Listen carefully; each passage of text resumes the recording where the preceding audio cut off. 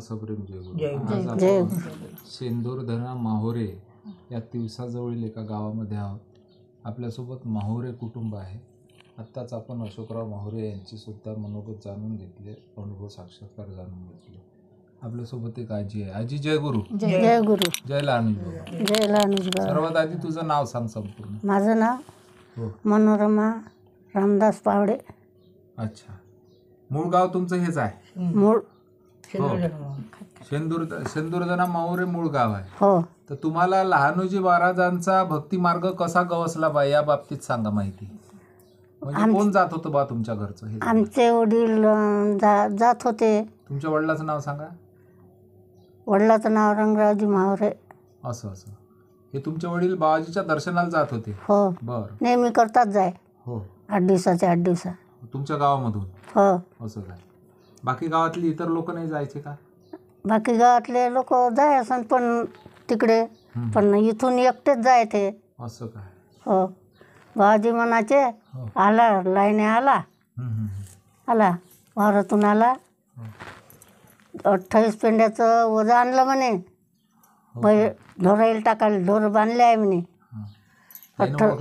तिथं ओळखलं. आता बुड्याला काय माहीत किती आणलं आणि काय आणलं, आमच्या वडिलाले माहीत नाही.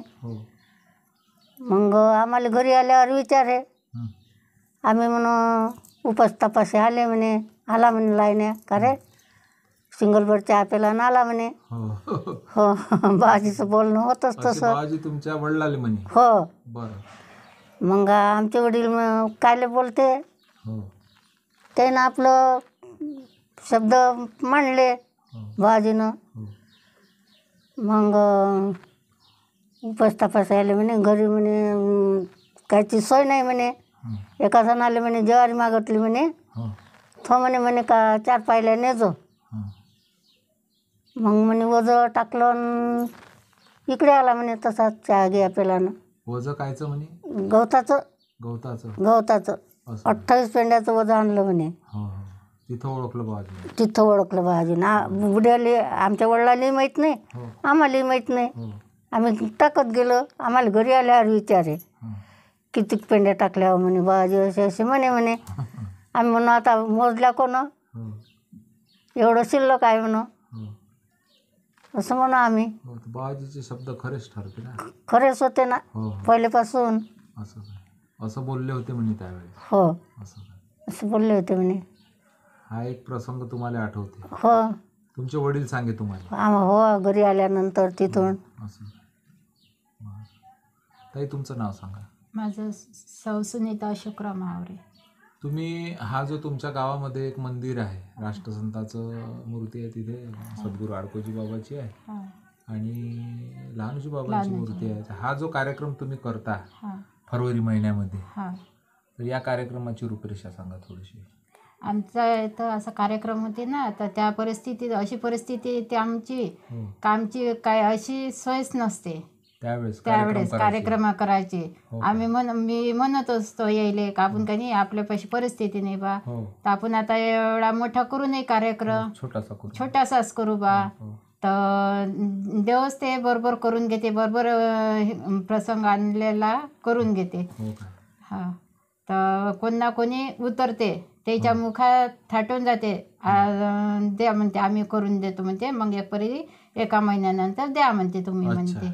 म्हणजे कोणी तुम्हाला सहकार्य करायला तयार होते, मागं पुढे दे जावा म्हणून. पण बाबाजीचा कार्यक्रम आहे तर करूनच घेते ते कार्यक्रम.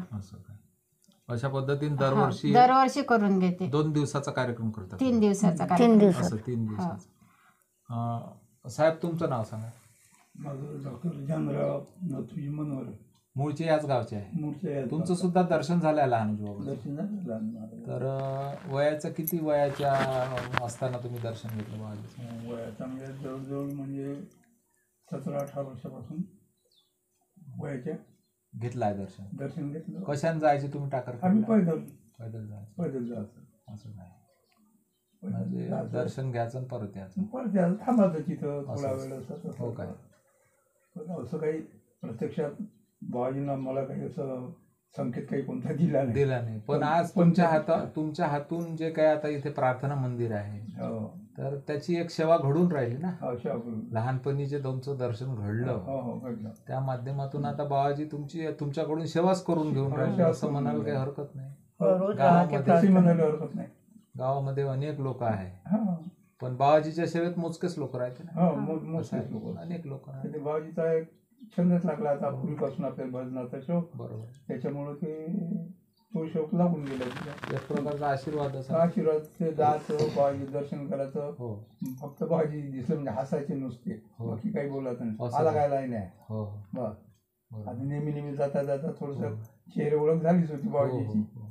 तर तेवढं म्हणायचे आल्या का नाही. आला का नाही बस. बरोबर आहे. त्याच्या बुद्धीकडे काही नाही. असं. मग आता मॅट्रिक पास झालो. हो. मग म्हटलं आता काहीतरी नोकरी चाकरी झाली पाहिजे बा. अशा उद्देशाने एक दिवस गेलो बाबाजी. हो. सांगायचं बाबाजी आता मॅट्रिक पास झालं बा. म्हटलं बाबाजी हो. काही आता गरिबीची परिस्थिती आहे. हो. आता काहीतरी नोकरी लागली पाहिजे. हो. बाबाजी राहायला जाणते. जायचं काय गावाच्या गावात फिरशील म्हणे तू. असं काय. मग आपल्याला त्याच्यावर तसं समजलं नाही. बरं. गावाच्या गावात फिरशील म्हणे. हो. जा म्हणे काही नाही म्हणे. हा. बाकी काही नाही म्हटलं. एवढं शब्द म्हटलं. गावाचे गाव फिरसींचा काय अर्थ झाला मग? गावाच्या गावात मग मी डॉक्टरकी शिकलो. अच्छा. डॉक्टर शिकलो तर गाव फिरायला लागलो. फिरायला. तो त्या शब्दाचा तसा अर्थ त्या होता. शब्दाचा एक तसा प्रकारचा प्रसादच आहे. हो, तो एक प्रकारचा प्रसादच झाला. हो. आपल्या हाताला यशच येत गेलं. यश येत. तसं काही नाही. बरोबर. तर तुम्ही सर्वांनी जे काही थोडक्यात का होईल नाही, लायनोजी महाराज अशी परीक्षा पाहिजे आमची आली हो. का मागच्या वर्षी विहीर खोदली आम्ही. बरं. विहीर खोदली तर 20-25 फूट खोदली विहीर. हो. तर त्याला पाणीच नाही लागलं. हां. तर मग रात्र पूर्ण 25 फूट झाली तर मग उली सगळं डोबरं लागलं होतं हो. पाण्याचं. हो. मग आमचं झालं नाराज. मग आलो आम्ही घरी. तर मग हे का म्हणते पाणीच नाही लागलं म्हणते विहिरीला. म्हणते मी म्हटलं राहू द्या म्हटलं, करा म्हटलं बंद. म्हटलं बुजायची म्हटलं एवढी म्हटलं आपण भक्ती करतो म्हटलं, हे करतो म्हटलं, हो. तरी परीक्षाच पाहिजे म्हटलं. आता म्हटलं भक्ती नाही करून काहीच नाही करू म्हटलं, राहू द्या म्हटलं. असं म्हटलं एवढी परीक्षाच पाहिजे म्हटलं आपली म्हटलं, एवढ्या यानं करतो तर म्हटलं. तर मग काही नाही, मग बंद केली विहीर. तर मग दुसऱ्या दिवशी आम्ही सकाळी जाऊन पाहतो तर विहीर भरून गेली पाण्यानं. असा दृष्टांत महाराज देते. म्हणजे कोणत्या वर्षीची गोष्ट आहे? मागच्या वर्षीच आहे. एवढा मोठा साक्षात्कार. हा. असं काय. हा. महाराज म्हणजे नाही एवढाही उन्हाळा झाला पण पाणी नाही आटलं. जेवढंच तेवढंच पाणी आहे. अलीकडला साक्षात्कार आहे. हो हो आताच आहे. मागच्या वर्षीचा. श्री समर्थ महाराज की जय.